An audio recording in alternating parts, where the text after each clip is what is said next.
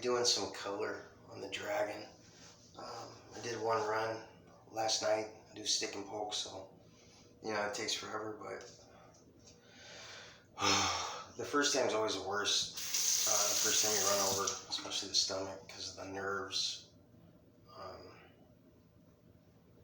Usually the second time, the skin's kind of more opened up where it doesn't hurt. But this is my typical 3-round shader.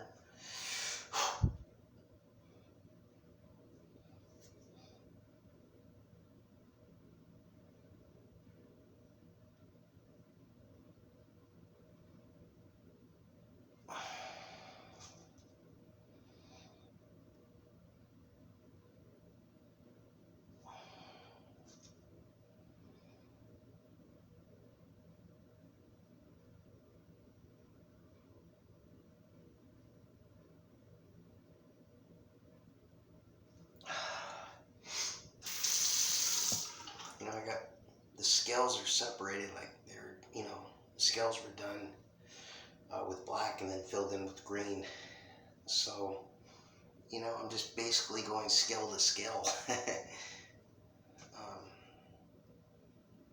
I'll probably redo the black maybe in a couple weeks after this all heals up.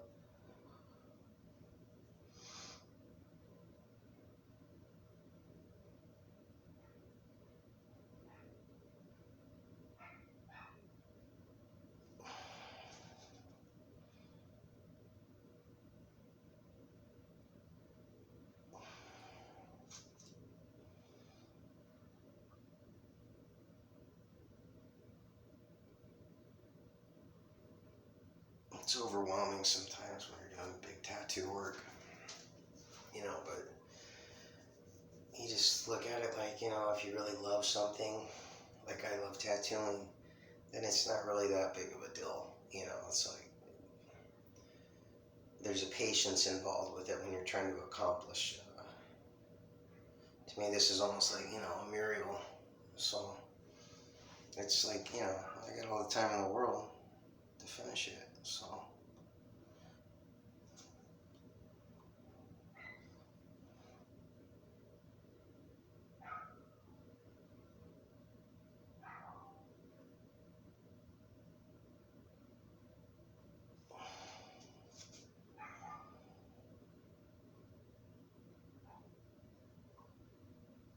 Usually what I'll do is I'll do a section, rub it, do a section, rub it, boom, boom, boom, go through that process like 7 times. But sometimes I don't like doing that with big pieces. I just like to do the whole piece in one run. So to get it done takes a lot, more years, stuff like that. Yeah, this is like, in Asia, Japan, China, they've been doing the stick and poke technique for forever. I believe they do it in Africa as well. I think the gun is actually makes tattoos turn out a lot, more pretty and stuff like that, more beautiful. But the stick and poke, it just gives that old Sailor Jerry look to the tattoo that I love. And it's what you like, it's not what anyone else likes, Just like anything in life, if you're just out to impress everybody, you're never gonna do or get or enjoy what you really want,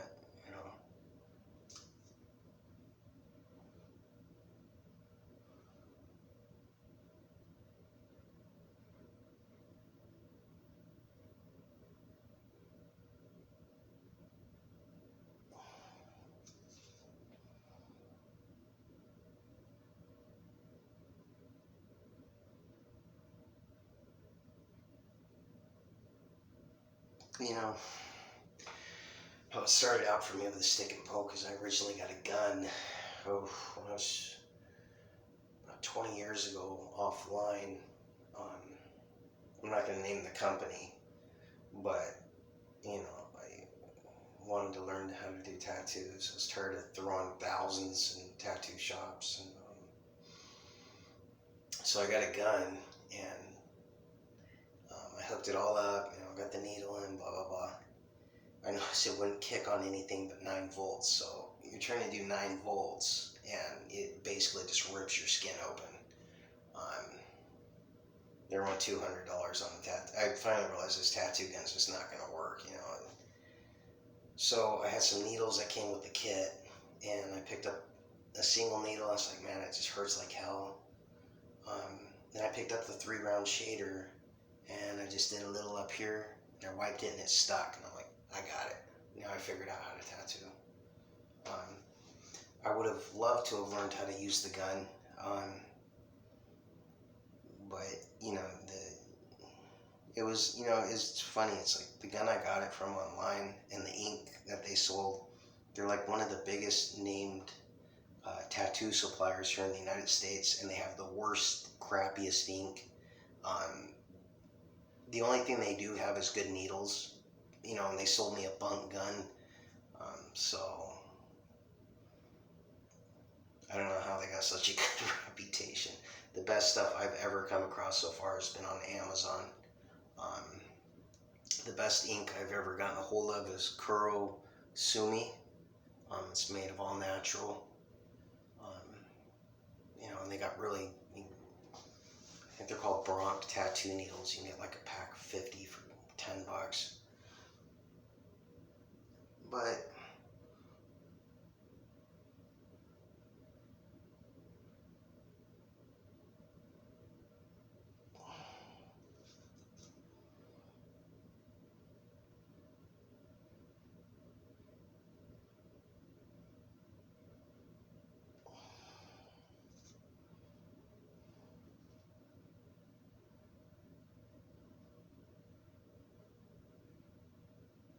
ink is really important, getting good ink.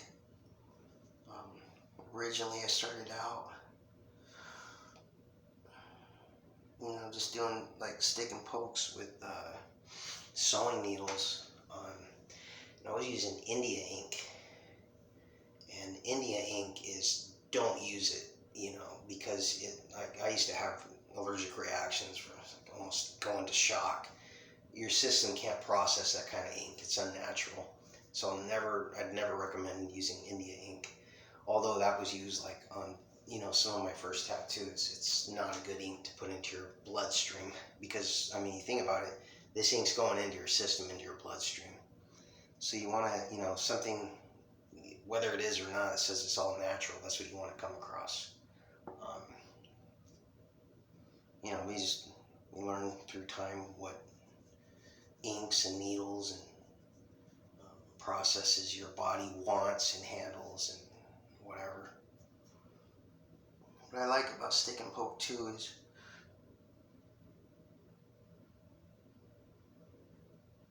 when you're doing a tattoo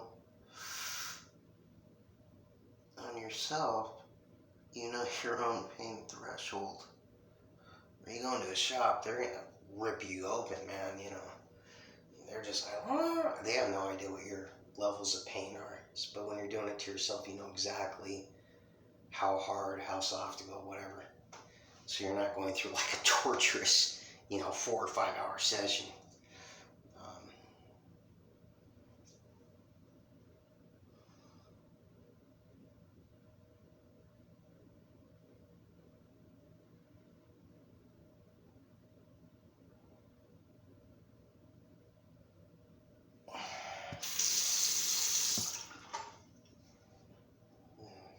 When the ink starts getting kind of thick and drying up, is when you gotta put another shot there. Plate.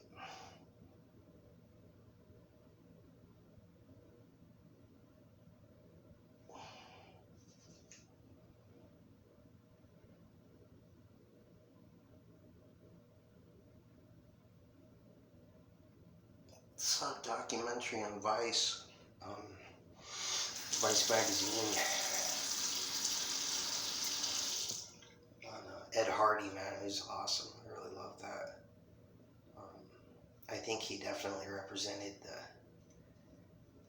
the peak of what a tattoo artist is, as far as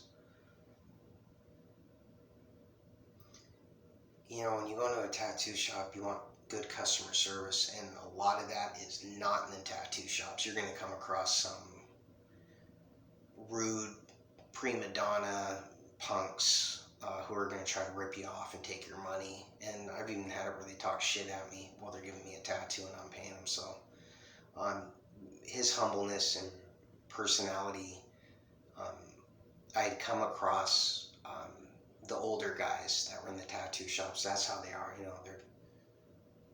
They get it. It's not just about tattooing in a tattoo shop. It's also about having customer service skills. Because it doesn't matter how good of a tattoo artist you are, if you don't know how to show other people respect, especially people that are paying you. I don't go back to those fucking tattoo shops.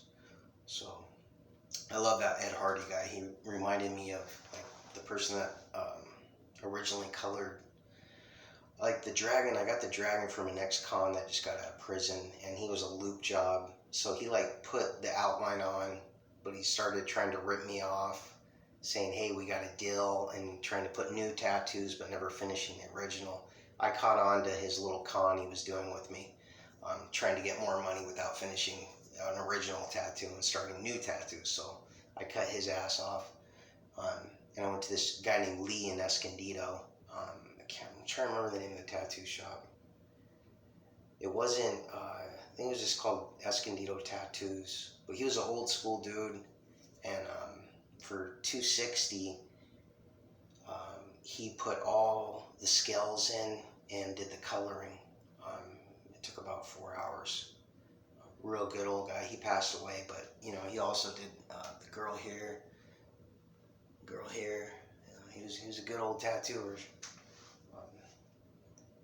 That's what you want to try to find when you're going to tattoo shops. Some of the young guys are cool too. I'm not going to talk shit on everybody, but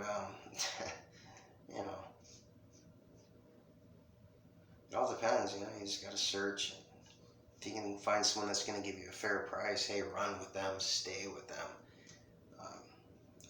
Going to a tattoo shop, a lot of these guys for a dragon like $1,200. I'm not paying you fucking $1,200. I'll go get my transmission redone. Whatever.